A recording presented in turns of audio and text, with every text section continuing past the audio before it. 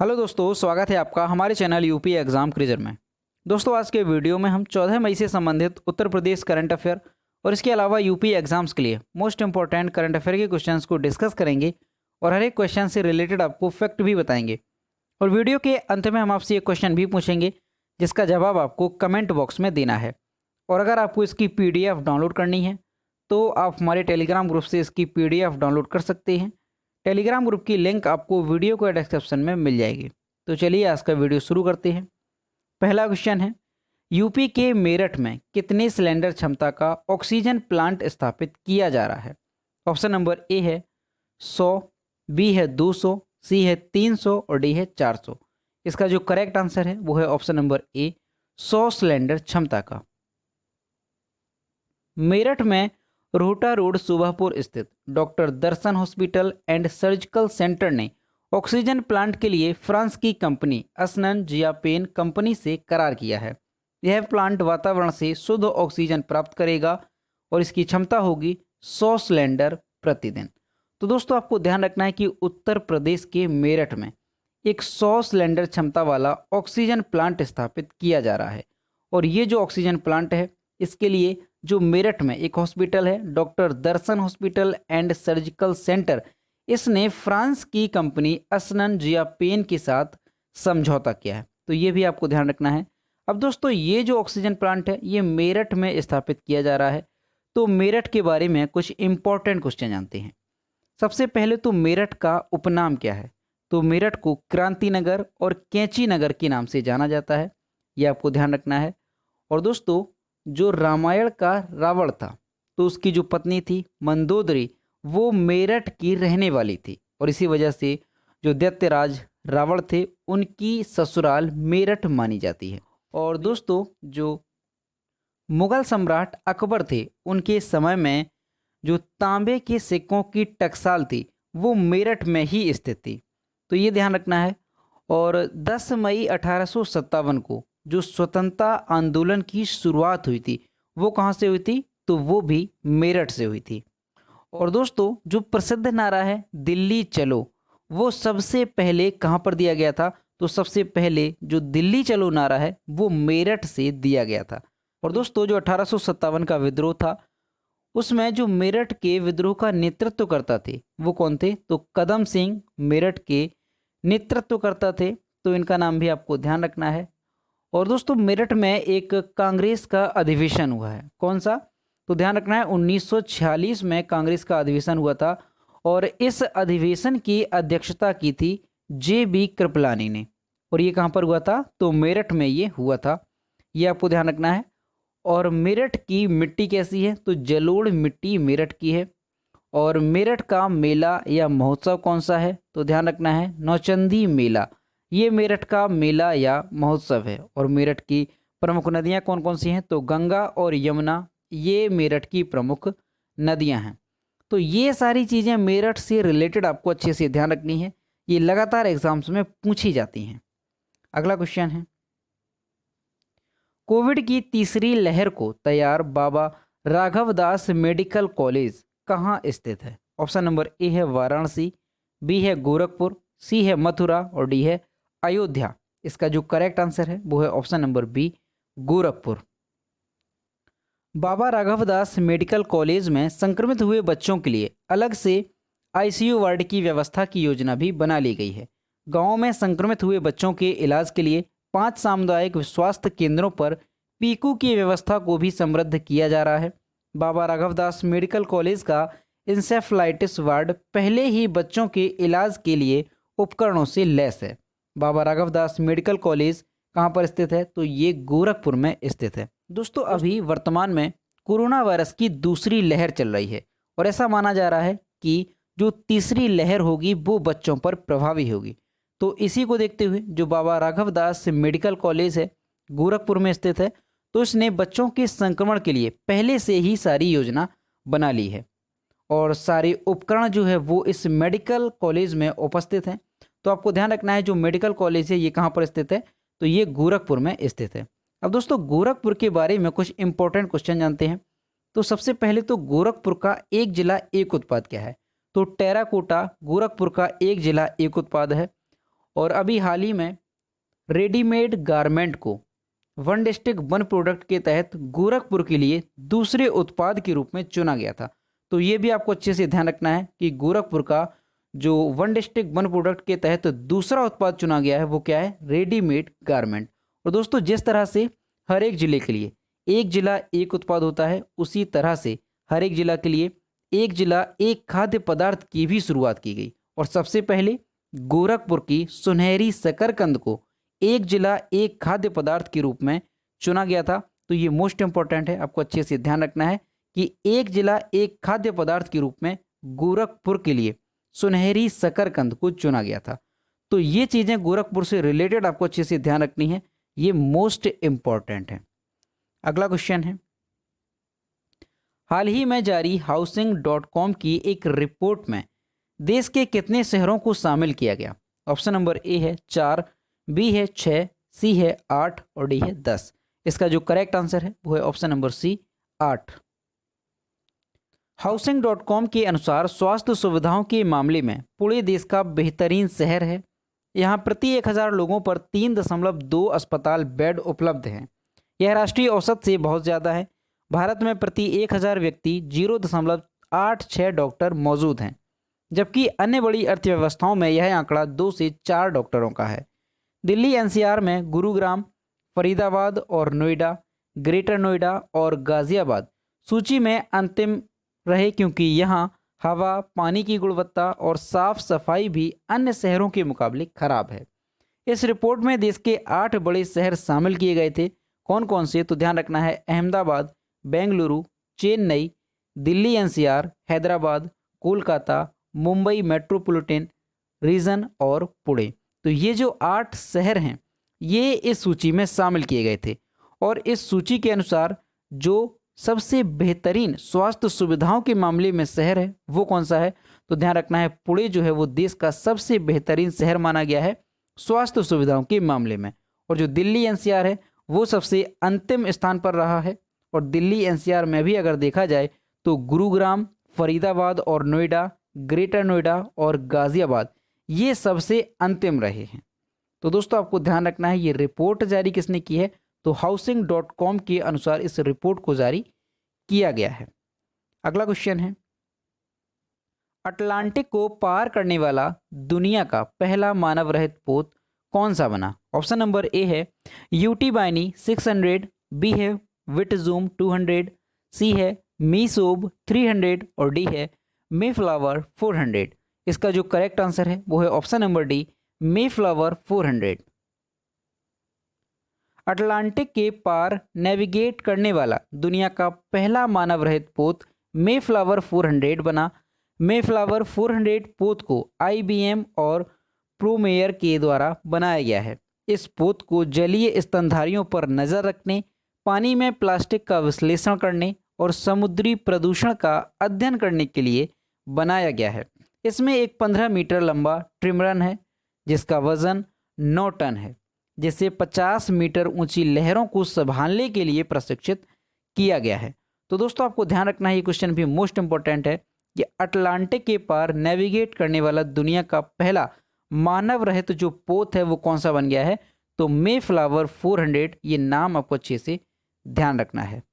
अगला क्वेश्चन है, किस राज्य में निर्मित 12,000 हॉर्स पावर वाला देश का 100वां रेल इंजन भारतीय रेलवे में शामिल किया गया? ऑप्शन नंबर ए है बिहार, बी है राजस्थान, सी है गुजरात और डी है महाराष्ट्र। इसका जो करेक्ट आंसर है वो है ऑप्शन नंबर ए, बिहार।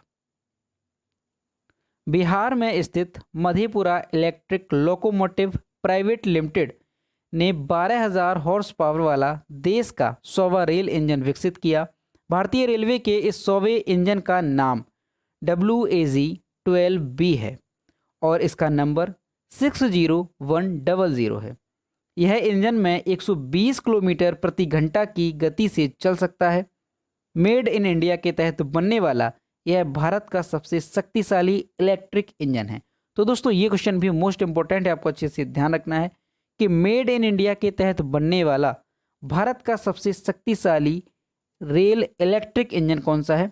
तो ये जो है WAG-12B, ये मेड इन इंडिया के तहत बनने वाला भारत का सबसे शक्तिशाली इलेक्ट्रिक रेल इंजन है। और यहाँ पर इमेज में देख सकते हैं, ये है सबसे शक्तिशाली electric rail engine made in India के तहत बनने वाला। अगला क्वेश्चन है, सुप्रीम कोर्ट के द्वारा ऑक्सीजन आपूर्ति में सुधार लाने के लिए गठित राष्ट्रीय कार्यबल में कितने सदस्य हैं? ऑप्शन नंबर ए है 10, बी है 12, सी है 15 और डी है 20। इसका जो करेक्ट आंसर है वो है option number B 12। Supreme court ने हाल ही में सभी राज्यों को वैज्ञानिक फार्मूले और ज़रूरत के आधार पर पर्याप्त ऑक्सीजन आपूर्ति सुनिश्चित करने के लिए शीर्ष मेडिकल विशेषज्ञों की 12 सदस्यीय नेशनल टास्क फोर्स गठित किया। यह टास्क फोर्स ऑक्सीजन सप्लाई के ऑडिट के लिए उपसमूह बनाएगी और केंद्र सरकार को अपने सुझाव देगी।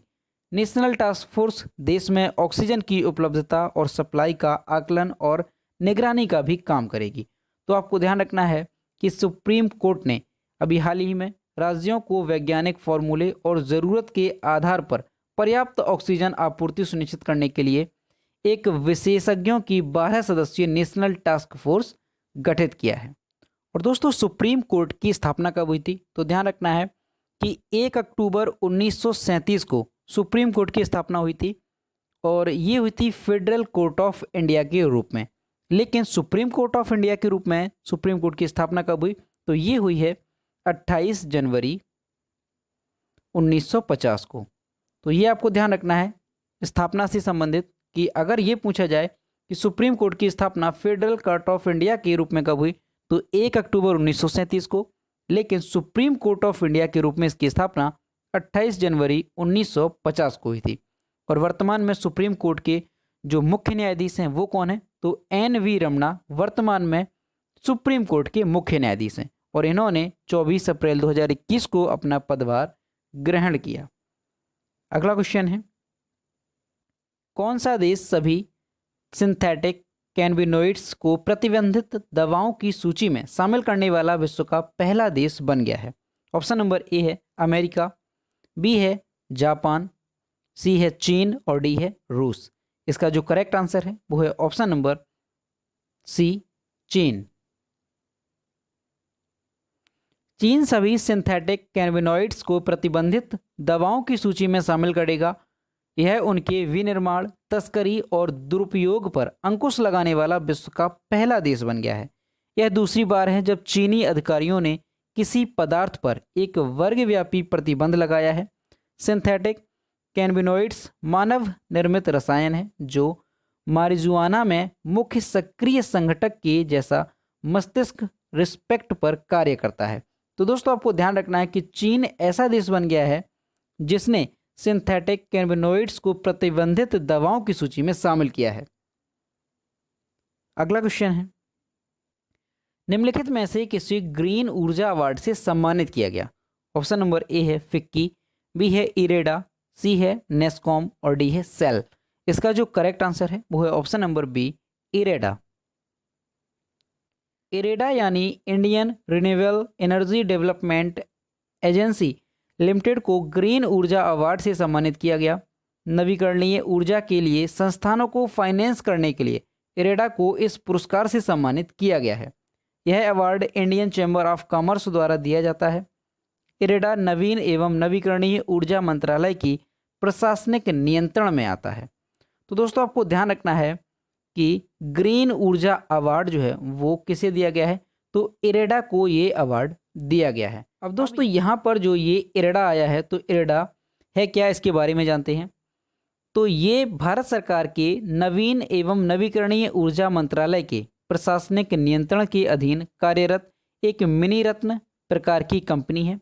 इसका कार्य नवीन एवं नवीकरणीय ऊर्जा स्रोतों से संबंधित परियोजनाओं को प्रोत्साहित करना तथा इनके विकास हेतु इन्हें वित्तीय सहायता प्रदान करना है। इसकी स्थापना कब हुई थी? तो ध्यान रखना है, इसे वर्ष 1987 में, कब? वर्ष 1987 में गैर बैंकिंग वित्तीय संस्था के रूप में एक पब्लिक लिमिटेड कंपनी के तौर पर गठित किया गया था। और इसका उद्देश्य क्या है? तो नवीन एवं नवीकरणीय ऊर्जा स्रोतों से संबंधित परियोजनाओं को प्रमोट करना, इनका विकास करना तथा इन्हें वित्तीय सहायता प्रदान करना इसका उद्देश्य है। अगला क्वेश्चन है, बांग्लादेश में पहली विद्युत मेट्रो ट्रेन का परीक्षण चालन मई 2021 में किस शहर में किया गया? ऑप्शन नंबर ए है चट्टोग्राम, बी है ढाका, सी है टोंगी और डी है गाजीपुर। इसका जो करेक्ट आंसर है वो है option number B, Dhaka. Bangladesh में पहली विद्युत मेट्रो ट्रेन का परीक्षण चालन 11 मई 2021 को ढाका में किया गया। निरीक्षण के बाद ट्रेन कार्यात्मक परीक्षण से गुजरेगी और उसके बाद अगस्त 2021 में एक प्रदर्शन परीक्षण किया जाएगा। तो दोस्तों आपको ध्यान रखना है कि बांग्लादेश में 11 मई 2021 को ढाका में पहली विद्युत मेट्रो ट्रेन का परीक्षण चालन किया गया। अगला क्वेश्चन है, 12 मई 2021 को जारी नवीनतम ICC men's test player ranking में रविचंद्रन अश्विन कौन से स्थान पर हैं? ऑप्शन नंबर ए है पहले, बी है दूसरे, सी है तीसरे और डी है चौथे। इसका जो करेक्ट आंसर है वो है ऑप्शन नंबर बी, दूसरे। 12 मई 2021 को जारी नवीनतम ICC men's test player rankings में रविचंद्रन अश्विन टेस्ट प्रारूप में शीर्ष 10 आईसीसी रैंकिंग में शामिल होने वाले एकमात्र भारतीय गेंदबाज हैं। वह दूसरे स्थान पर हैं तथा जसप्रीत बुमराह भी अपने 11वें स्थान पर बने हुए हैं। पाकिस्तान के गेंदबाज हसन 6 पायदान ऊपर आकर 14वें स्थान पर पहुंच गए हैं। तो दोस्तों आपको ध्यान रखना है कि 12 मई 2021 को जारी नवीनतम ICC men's test player rankings में जो रविचंद्रन अश्विन हैं वो शीर्ष 10 आईसीसी रैंकिंग में शामिल होने वाले एकमात्र भारतीय गेंदबाज हैं। और ये किस स्थान पर आए हैं? तो ये दूसरे स्थान पर हैं। और जो जसप्रीत बुमराह है वो 11वें स्थान पर आए हैं। तो ये भी आपको अच्छे से ध्यान रखना है। तो दोस्तों ये थे 14 मई से संबंधित उत्तर प्रदेश करंट अफेयर और इसके अलावा यूपी एग्जाम्स के लिए मोस्ट इंपॉर्टेंट करंट अफेयर के क्वेश्चन जो कि हमने डिस्कस किए। अब हम देखते हैं पिछले वीडियो का क्वेश्चन जो हमने आपसे पूछा था। तो ये है कल के वीडियो का क्वेश्चन जो हमने आपसे पूछा था, किस भारतीय अभिनेता को New York city international film festival में सर्वश्रेष्ठ पुरस्कार दिया गया? इसका जो करेक्ट आंसर था वो ऑप्शन नंबर बी था, अनुपम खेर। और लगभग सभी स्टूडेंट्स ने इसके सही जवाब दिए।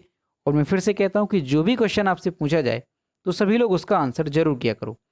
तो ये है आज का क्वेश्चन, प्रतिष्ठित विश्व खाद्य पुरस्कार 2021 निम्न में से किसने जीता है?